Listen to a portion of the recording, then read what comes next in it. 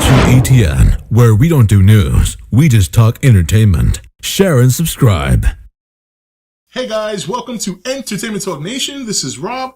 This video, we're going to continue the march to Avengers. Yes, we're just a couple of days away. We're a couple of days away from Avengers Age of Ultron. The time has finally come. Some people across the world have already seen this movie. I have been off the internet for about 3 weeks roughly, other than uploading my videos, just to make sure I don't see any spoilers. I'm very excited for this movie. And as we continue the march, we are going to discuss Thor: The Dark World, the second movie in the Thor series, and way different than the first one. Way different. A lot of people didn't like this one as much as the first one, and then there's some people vice versa. I try not to, these are comic book movies, I try not to criticize them too much because I do have fun regardless. But I think this movie to me felt more like, here's another piece to that ever-going puzzle of the Infinity Gauntlet. It's like, because that was the focus, it was the ether. And we knew what the ether was. We knew, especially by the end of the movie. And so, but the action was still good. It was still a lot of fun. Thor did a lot more things this one. You could tell, one thing I will say about this movie compared to the first one is you see how he evolved from a very naive, young, soon-to-be ruler. In the first movie, he was very war-hungry. He wanted to start fights. He wanted to prove that he was Thor. He was mighty.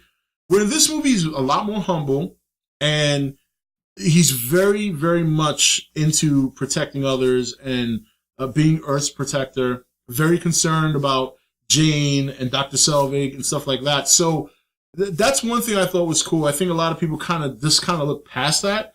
But this character has evolved a lot from the first Thor up to this point. He's changed a lot. He's not sometimes he's still a little arrogant, but only when he knows he's winning a fight. He still loves to fight. I mean, you remember the first Avengers, he was fired up to fight the Hulk. Like, Hulk smashed him in the helicarrier, and he gets up and he's got a smile on his face and he's bleeding. And that's when he gets his hammer and just smacks Hulk in the face. So, even though he has grown, he still loves to fight. He still loves to have war, but it's not something he's trying to start. He'll do it only if it means protecting others, protecting the people he loves. And I think that's a cool evolution. I'm not saying it's original. It's not. We've seen that on tons of movies. They're not even have to be comic related. But I think there's a little bit more substance there than people give it credit for. Because when we look at the other movies like Iron Man and even Captain America now, Thor hasn't quite matched up to those two series. It just hasn't met that pinnacle yet. I think that will change with Ragnarok, but we'll have to wait and see. In terms of the Avengers, we've spoken about Thor in this movie in terms of his relationship with Tony because of that one scene. And also, we discussed the concern of what's going on in Asgard, whether or not we're going to see anything happen there. And I think that's the biggest thing. Now, one thing I did hear, I don't know any details, of course, because like I said, I'm being very selective about what I read, but he is supposed to have a pretty engrossing, not engrossing the word, but the person said a large scene in this movie that they said does set up Thor Ragnarok. So I'm interested to see what that's going to be. My last video when I spoke about Thor, I was speculating and alluding to the potential of seeing a scene where Thanos might go into the throne room and smash and get the gauntlet. And we probably won't see that. Now, knowing the length of the movie and reading reviews, non-spoiler reviews of some of the minor things that occur in terms of what we already know, it doesn't sound like that's going to happen at all. But I'm interested to see what's going to happen in his vision. That's probably the one thing that I'm most interested in seeing because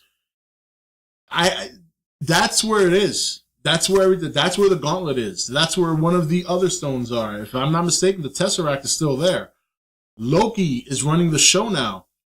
Was that handled from the last movie to now? How much time has passed between Thor: The Dark World and now the Avengers Age of Ultron?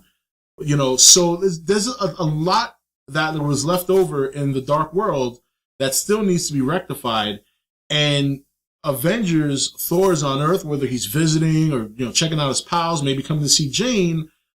How much time has passed from that time to now? And has Loki really fooled him that long by sitting on the throne pretending to be Odin? Isn't that something Heimdall can figure out?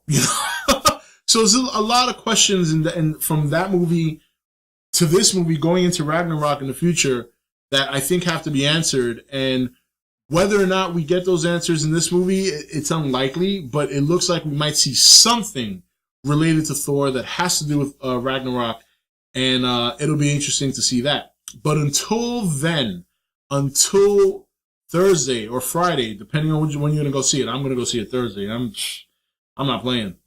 I'm going to go see it on Thursday. And yes, I will have a review up Thursday night, probably pretty late. But anyway, so we'll see what happens with Thor in Avengers Age of Ultron this week. Until then, this is Rob signing off for E.T.N, where we don't do news, we just talk entertainment. Take it easy. Thank you for watching E.T.N. Don't forget to comment, share, and subscribe. Join the nation's Facebook page to meet other subscribers or visit E.T.N's Facebook page and Twitter page. Links for all are in the description.